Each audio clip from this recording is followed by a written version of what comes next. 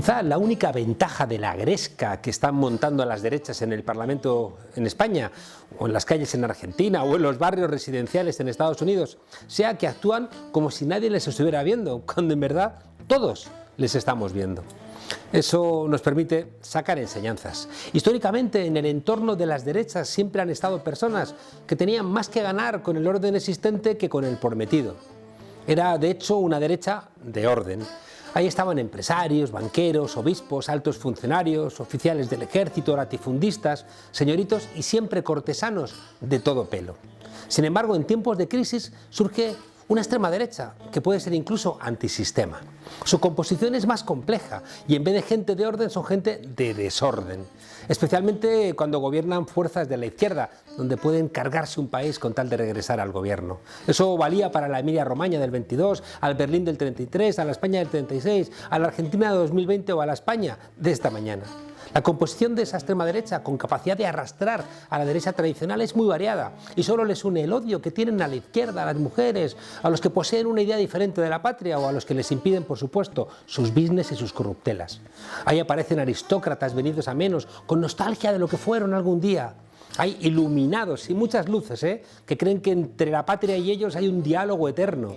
Siempre hay algún intelectual, quizá dos, que es que no se sienten lo suficientemente reconocidos y están llenos de ira ante la rebelión de la chusma. Hay siempre y en un número alto caraduras que buscan una coartada a su sinvergonzonería. Gente sin escrúpulos, que saben que la violencia, la agresividad y el odio les permiten justificar todo tipo de tropelías y de fraudes. Y hay que se abrazan para que ese carnet les permita licencia para ser sinvergüenzas. La extrema derecha está llena de cobardes también que deciden aullar con los lobos pensando que así no se los van a comer a ellos. En el entorno de la extrema derecha hay también empresarios neuróticos, obsesivos, que se agarran a sus negocios o a la patria después o al partido para tapar los agujeros mentales por donde se les va la tranquilidad en sus cerebros enfermos. No es extraño que haya empresarios que operan con la sociedad como un ludópata con las máquinas de juego y después se pasan a la política. La extrema derecha es un lugar donde coinciden en un número desproporcionadamente alto gente loca, insana, con trastornos de personalidad que pueden pasar de una agresividad felina a una amabilidad perruna y que no hay quien les entienda. En algunos casos puede ser por el abuso del alcohol y las drogas, se da con frecuencia, especialmente por el consumo de cocaína que termina secuestrando el control a esta gente de su propia personalidad. También están los que vienen de fracasos sentimentales, que necesitan objetivar su derrota y prefieren crear categorías para huir de su responsabilidad en su torpeza afectiva. La culpa es de los homosexuales, la culpa es de las mujeres, mejor que entender que la culpa es de ellos. En muchos casos simplemente es que tienen un punto de fuga, una falta de contacto con la realidad y viven en un mundo paralelo, son gente ida, que desgraciadamente tienen sus peores amigos en los medios de comunicación, que les impiden regresar a la normalidad y que les condenan a una enfermedad permanente. Esa amplia familia de la derecha española, donde están los que ha dicho el Tribunal Supremo que han robado a los españoles, está gruñendo ahora diciendo que los jueces les han dado la razón, que es algo que está a la altura, no sé, de defender que la tierra es plana. Su delirio se maquilla porque les apoyan todas las portadas de los periódicos de la derecha y algunos informativos de las televisiones. Y todos prefieren mentir a sus lectores o a su audiencia con tal de cubrirles las espaldas a los ladrones en estos momentos difíciles. Locos, frustrados, iluminados, cobardes, mercenarios, sinvergüenzas de la derecha enferma están todos los días gritando en el Parlamento, apatrullando las calles con maneras violentas, insultando a los empresarios que quieren pactar con el gobierno medidas para salir del COVID-19. O también esa gente que está publicando mentiras en los periódicos y los informativos. El ABC, El Mundo, la COPE, el telediario de Antena 3, obran como si estuviéramos en guerra y los dirigiera Quipo de Llano, el carnicerito de Málaga. Hay una lectura clara del siglo XX. Cuanto antes les paremos los pies a los dementes, menos van a incendiar nuestros países. Así que no os durmáis desobedientes.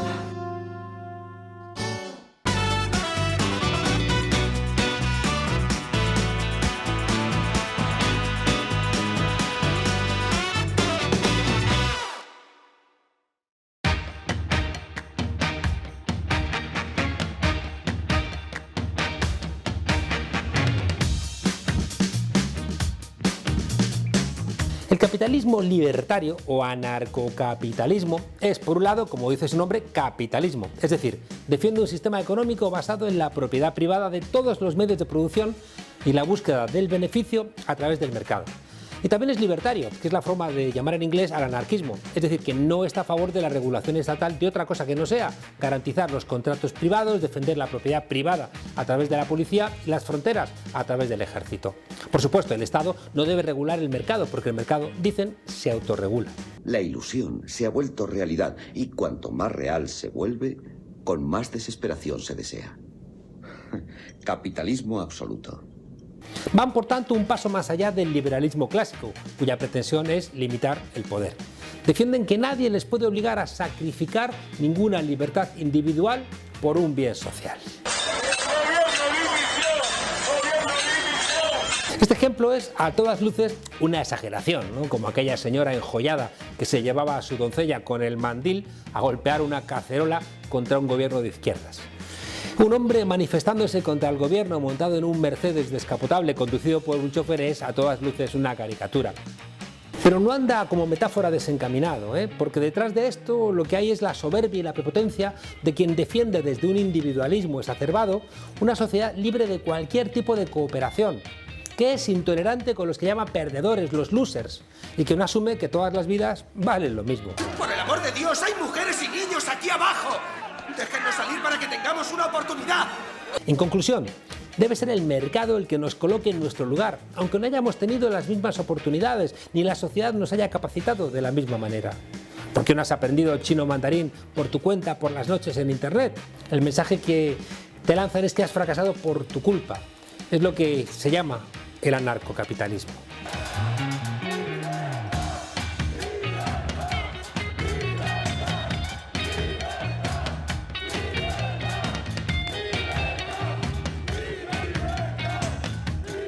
Para un anarcocapitalista, el Estado representa la limitación de la libertad. La empresa privada debe ser quien garantice todos los servicios y el mercado el que reparta las responsabilidades. Asumen que es una especie de ley de la selva donde solo debe sobrevivir el más fuerte, económicamente hablando. Y el argumento es que es bueno que haya leones y gacelas y que todo el mundo, en realidad, quiere o prefiere ser león. Además, cuanto más depredador sea el león, más restos quedarán de las gacelas para que coman los que vengan detrás. El anarcocapitalismo aboga por la supresión total de los impuestos, por el libre mercado y por una defensa a ultranza de la propiedad privada, que es el castillo de cada individuo.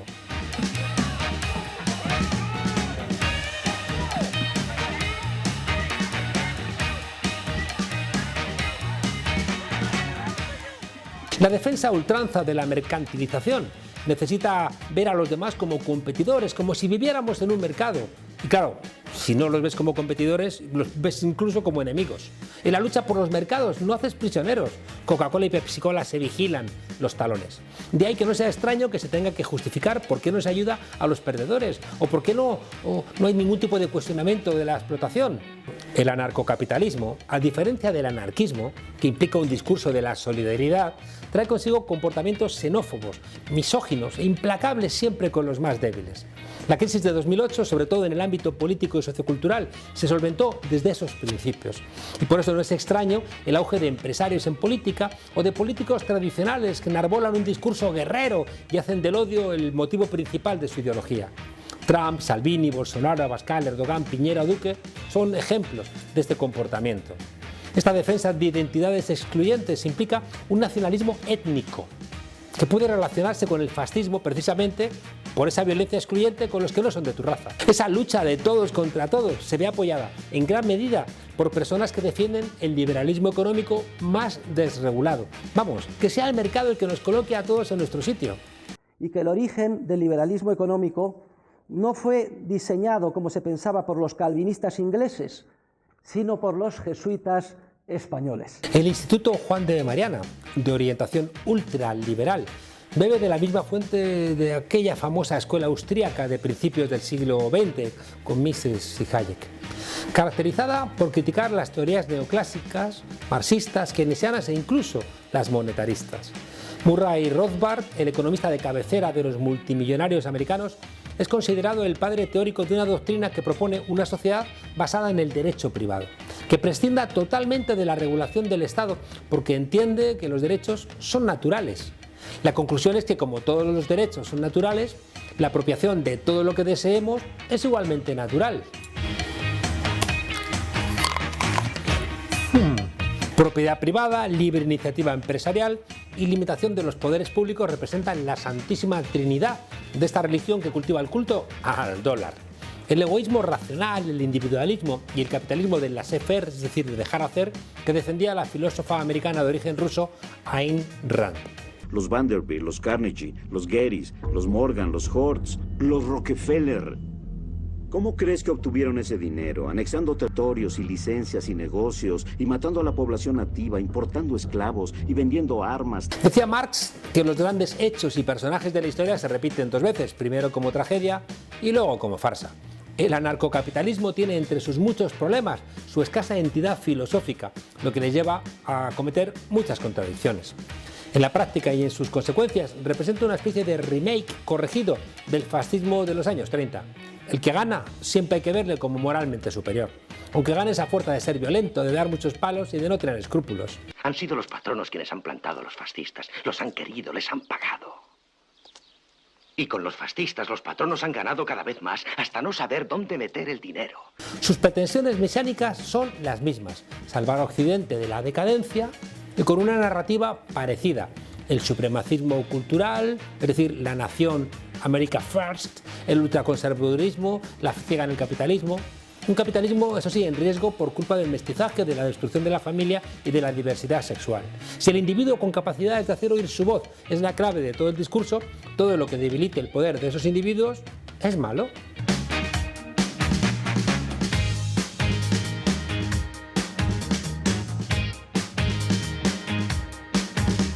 Como piensan que no hay mejor defensa que un buen ataque, intentan conservar sus privilegios practicando las formas más radicales de intolerancia y discriminación.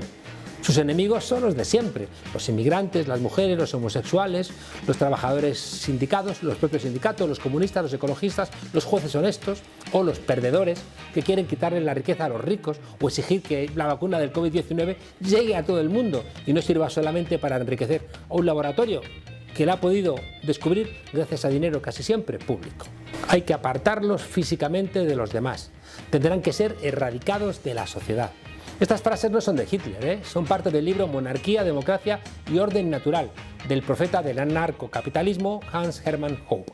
Gentes, según ellos, predispuestos al despilfarro, a la holgazanería y a vivir del Estado, que son los que minan la cultura del trabajo y del esfuerzo, que es lo que ha hecho prosperar a Occidente. Más o menos como la fábula de la cigarra y de la hormiga. Ahorró cuanto pudo y cuando llegó el invierno, la cigarra se moría de hambre y de frío, mientras la hormiga tenía de todo. Hija de puta la hormiga. Al igual que sucedió con el fascismo hace casi un siglo, el paro, los recortes, la crisis económica, la pérdida de la confianza en ideologías e instituciones, junto con un desarrollo tecnológico que nos supere, que no terminamos de entender, han aupado al poder outsiders que en realidad siempre fueron insiders, gente de dentro del sistema que se presenta como si fueran ajenos. Ahí aparecen los Donald Trump en Estados Unidos, Bolsonaro en Brasil, Boris Johnson en Inglaterra, populistas de extrema derecha que han alcanzado el poder aprovechándose de las mismas instituciones democráticas que critican y usando, eso sí, de manera ventajista, redes y medios de comunicación que compran. Si la democracia es el gobierno del pueblo, por el pueblo y para el pueblo, para esta gente la democracia apenas es una votación dispuesta a entregar el gobierno a los mejores, siempre y cuando una parte importante de la población no tenga ni siquiera derecho a voto, negros, latinos o gente a la que se invita a que se abstengan. America first. America first. La receta es que es siempre la misma. Proteccionismo nacionalista de corte étnico, un tradicionalismo feroz y, por supuesto, un liberalismo radical, sobre todo en la teoría. Una filosofía que promueve la anarquía, entendida como sociedad organizada sin Estado, aunque luego vienen las crisis y le piden al Estado ayuda económica, y ahí sus contradicciones se las comen. En fin, que en su idea, como dijo Jefferson, el mejor gobierno es el que menos gobierna, a no ser que gobierne para ellos. El león nunca ha querido normas en la selva, a no ser que se le caigan los dientes y quiera un poquito más de ayuda. ¿Qué buscan? Desregulación y privatización en ámbitos esenciales, la energía, la sanidad, la educación, las pensiones, la banca o hasta la mismísima justicia. Buscan un sistema de mercado puro, sin impuestos, en el que no existen barreras de entrada y todos los productos y servicios son vendidos y comprados. Hay algunos que lo llaman, claro, anarquismo de mercado. Eso es el mercado, amigos. Pero en el fondo no es tanto el Estado el que les molesta, sino el Estado social y democrático de derecho, igual que tampoco es verdad que sean anarquistas.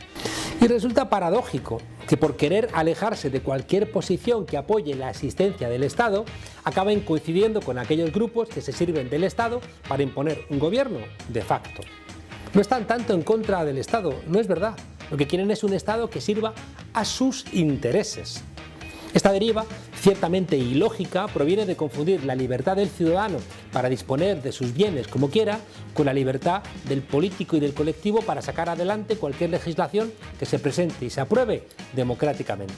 Es la democracia, amigos. No serás tan ingenuo que creas que vivimos en una democracia, ¿verdad, Woody?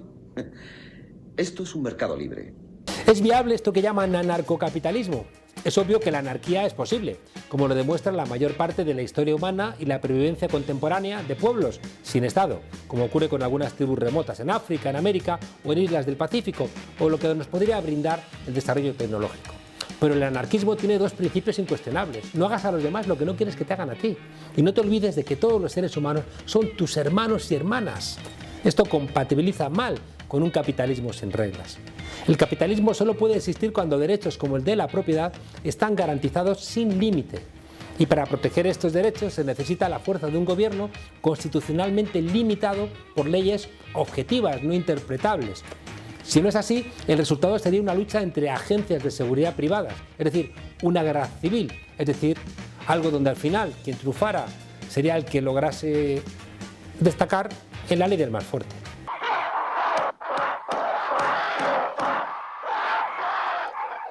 Anarquista no es aquel que solamente está en contra del Estado, sino el que está en contra de toda autoridad, el que está en contra del dominio y la explotación del ser humano por el ser humano.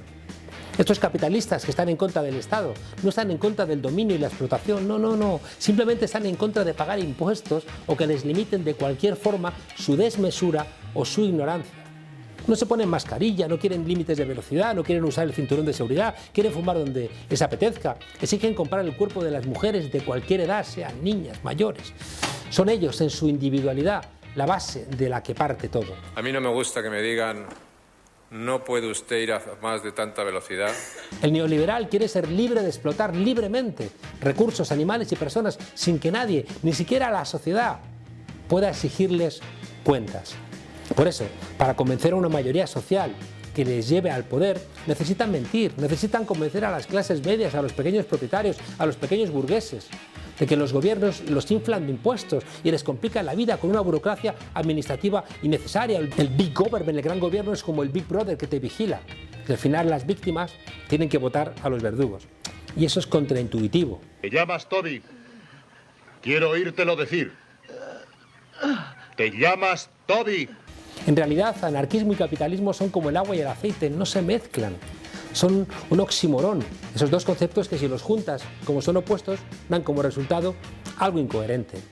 Quizá por eso Trump, Johnson y Bolsonaro se han contagiado del COVID-19 a fuerza de negarlo. No les faltó ni medicinas, ni médicos, ni unidades de cuidados intensivos. Van más de 1 millón de muertos por COVID-19 en el mundo. Esos muertos nunca en su vida habían oído hablar del anarcocapitalismo, pero vaya si se han muerto.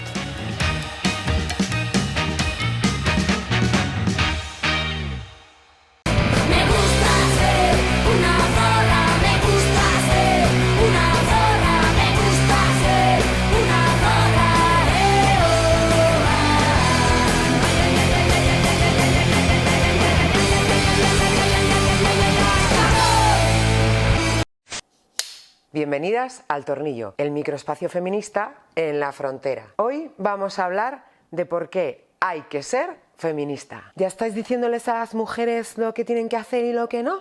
¿Qué va? Todo lo contrario. Precisamente el feminismo te ofrece argumentos y herramientas para comprender tu realidad desde una perspectiva crítica y decidir si quieres seguir igual o cambiarla. Mira, hay que ser feminista precisamente porque el feminismo es una herramienta para ver, entender y combatir la desigualdad. ¿Qué desigualdad? Es que yo no veo ninguna desigualdad. Precisamente esa es una de las estrategias del poder patriarcal. Hacer parecer la desigualdad como el estado natural de las cosas. Que vivas constantes situaciones de opresión, de violencia y que no las percibas como tal. Porque has asimilado que siempre ha sido así, que así son las cosas, que esto es lo que hay, que esto es lo normal. El feminismo te ofrece las herramientas críticas para que tengas una mirada propia, para que hagas tu propia lectura de la realidad, para que veas hasta qué punto eres libre y para que decidas hasta dónde quieres combatir para ser más libre, más autónoma tú y para que lo seamos cada vez más todas. Otra razón por la que hay que ser feminista es por justicia con las que estuvieron y por responsabilidad con las que vendrán. Pues es que yo todo lo que tengo lo he conseguido por mí misma. A mí nadie me ha regalado nada. ¿Qué va? Eso sí que es un engaño. No hace falta saber mucho de historia para entender que todos y cada uno de los derechos que tenemos las mujeres, sin excepción, estudiar, leer, divorciarnos, abortar, llevar pantalones, votar, defendernos, denunciar, hablar, todos y cada uno de ellos los han conquistado otras que pusieron el cuerpo y la vida para que tuviéramos esos derechos. Que ya te lo decía Sata Sakur, que ningún grupo vulnerable ha conseguido sus derechos por la benevolencia de los opresores. Ha habido otras que han peleado para que los disfrutes. Nuestra responsabilidad es pelear para mantenerlos y para conquistar nuevos derechos para las que faltan por venir. Otra razón para ser feminista es que el feminismo es la lucha contra todas las formas de opresión. Pero a ver, ¿el feminismo no es la lucha por los derechos de la mujer? El feminismo inició sus propuestas y sus movimientos con unas reivindicaciones muy concretas que concernían a un número limitado de mujeres. A medida que se profundizaba en la lucha y en la reflexión sobre la desigualdad y teniendo en cuenta que el feminismo es un pensamiento transformador en transformación, se ha ido profundizando y comprendiendo que las opresiones no se pueden combatir de una en una y que no todas las mujeres estamos atravesadas por las mismas opresiones y que hay que tener una perspectiva interseccional y que las opresiones son un sistema complejo al que hay que combatir desde un sujeto político complejo, amplio, diverso, cada vez más. Y por eso, otra razón para ser feminista es que ahora mismo es el arma más activa contra el fascismo. ¿Pero qué tendrá que ver una cosa con la otra? Las características fundamentales de todas las formas de fascismo son la creencia de que hay una raza superior, de que está legitimado utilizar la violencia para acabar con quienes no sean de esa raza superior y la defensa al precio que sea de los valores tradicionales, que para las mujeres se traducen en casa, crianza, cuidados, mujeres como Dios manda. Precisamente por eso el feminismo, que pelea porque todas las personas tengamos los mismos derechos y las mismas oportunidades, que defiende la idea de que todas las personas somos iguales y que lucha contra los discursos que hacen parecer las tradiciones algo natural y no un discurso para perpetuar las opresiones, las desigualdades y nuestra servidumbre como esclavas del hogar y de los cuidados, además de ser el movimiento social más activo ahora mismo, es la mejor respuesta contra el fascismo. Por eso nos odian tanto. Pero es que hay una razón todavía más práctica para por qué hay que ser feminista. Porque queda mucho trabajo por hacer. ¿Pero qué más queréis? Si ya lo tenemos todo, ¿no? Pues no. Primero, los derechos de las mujeres, incluso los ya conquistados a través de la lucha, siempre están amenazados. Que ya lo decía Simone de Beauvoir, que los derechos de las mujeres siempre están en peligro de retroceder. Que no hará falta más que una situación de crisis para que se cuestionen. Por lo tanto, hace falta mucho trabajo y mucha lucha para mantener los derechos ya conquistados. Pero quedan muchos otros derechos por conquistar. Acabar con la violencia machista, con la feminización de la pobreza, con la justicia patriarcal, con la violencia simbólica. Pues no queda nada. Pero además, dentro del feminismo, quedan muchos debates por abrir, quedan muchos debates por cerrar, queda mucha pedagogía que hacer, queda mucha feminidad por desmontar y queda mucha masculinidad por destruir. Así que no sé a qué esperas, que aquí hay plancha. No sé si me convences. Espasáis un poco. No te preocupes. Cuando despiertes, te recibiremos con los brazos abiertos. Hoy os dejamos con una frase de Rosa Luxemburgo. Quien es feminista y no es de izquierdas, carece de estrategia. Quien es de izquierdas y no es feminista, carece de profundidad. Hasta la próxima vez que nos dejen salir. ¿No?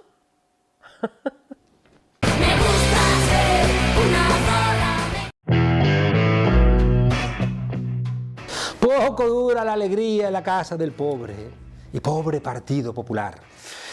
Y resulta que apenas le ha durado una mañana su intento de hacer de la necesidad virtud, ese intento de darle la vuelta a la sentencia del Tribunal Supremo para que pareciera que decía lo que no decía.